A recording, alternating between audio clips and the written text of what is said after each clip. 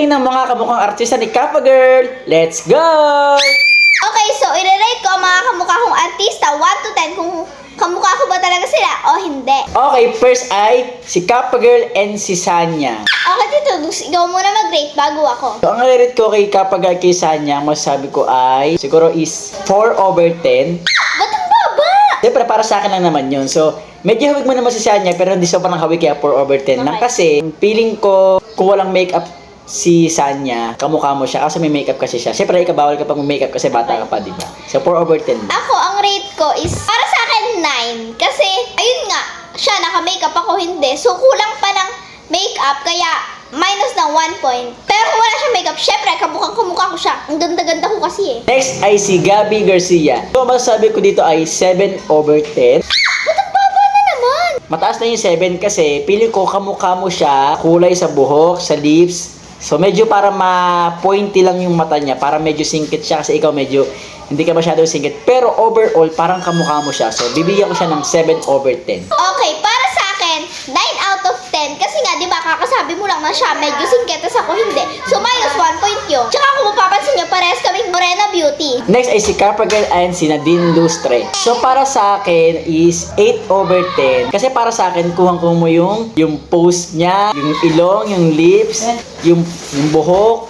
Medyo makintab lang yung pagkakulay niya, siguro dahil sa lighting. Pero masasabi kong 8/10 kasi parang hawig mo si Nadine Lustre nung bata pa siya kasi ngayon dalaga na siya eh. Take dito Dusel, ang taas niyan. Ako naman, syempre, 9 out of 10 ulit. Kasi nga, di ba kakasabi mo lang na may nadalaga na siya, tas ako bata pa, kaya hindi kami masyadong magkamuka. Pero nung bata pa siya, doon ko siya kamuka. Tapos, naka-lighting siya. Kaya, makinis, sobrang kinis niya dun sa picture. Pero ako, hindi ako ganun kakinis kasi hindi pa naman ako nag-highlighter kasi bata pa ako. At saka sure ako, pag nagdalaga ako, kamukha ko na siya. Kaya na din, Lustre, maghanda ka na. Pagkakamalan na ako, ikaw paglaki ko, magiging magkasing ganda na tayo.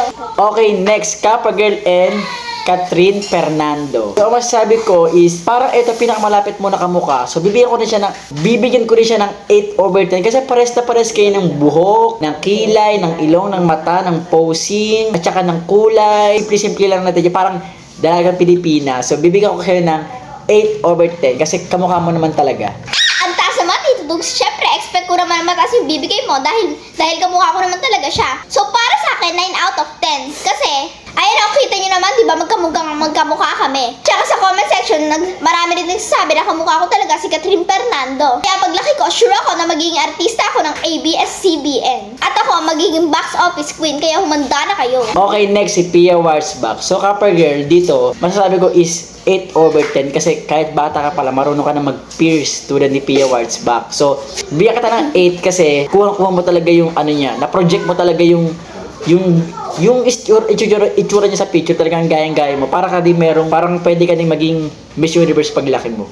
Para sa akin naman, 9 out of 10 kasi hindi na bago sa akin yung mga pang Miss Universe kasi bata pa lang ako, pang Miss Universe na talaga ako. Ako ang Miss Harun namin kaya rumarapa ako at alam ko naman talaga na maganda ako. At marunong rin ako maglabok. Tignan nyo, papakita ko sa inyo.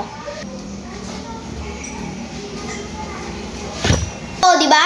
Ang ganda ko at ang galing ko pa. Kaya ako na ang susungkit ng next Miss Universe crown paglaki ko. Magbibigay ako ng karangalan sa Pilipinas.